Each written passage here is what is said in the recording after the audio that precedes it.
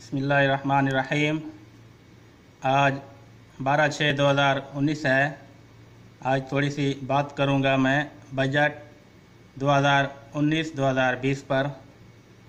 जैसा कि सबको मालूम है कि मौजूदा बजट आवाम के हक़ में ज़्यादा बेहतर नहीं है और हर हुकूमत जो पहला बजट पेश करती है वो ऐसा ही होता है कि जिसमें आवाम पर बोझ डाला जाता है ताकि टैक्सेस वसूल किए जाएं, महंगाई की जाए, हुकूमत थोड़ा ख़जाना भर ले अपना। दूसरा बजट थोड़ा इससे हल्का आएगा, तीसरा उससे हल्का, चौथा और पांचवा जो है उसमें आवाम को रिलीफ दी जाएगी। हर हुकूमत यही करती रही है, जो हमने देखा है, जो तजर्बा है, ताकि अगले इलेक्शन के लिए वोट कैश किया जा सके। बहरहाल पाकिस्तान बेहतरी की तरफ जा रहा है।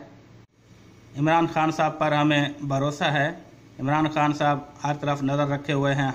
हर महकमे से जो गलत आदमी हैं, जो गलत काम करते हैं, उनको कंट्रोल कर रहे हैं, पकड़ रहे हैं, क्लोज़ कर रहे हैं। इंशाअल्लाह उम्मीद रखें पाकिस्तान बेहतरी की तरफ जाएगा और बेहतरी आएगी।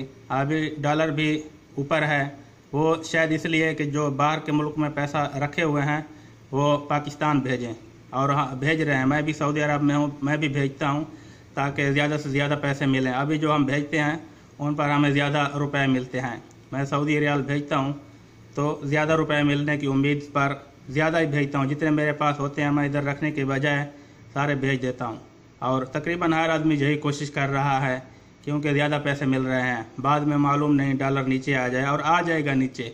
सिर्फ ये भी एक सियासत है ताकि जो लोग बाहर पैसे रखे हुए हैं वो वापस अपने वतन को भेजें और मुल्क खुशहाल हो। इंशाअल्लाह खुशहाली आएगी, उम्मीद रखनी चाहिए।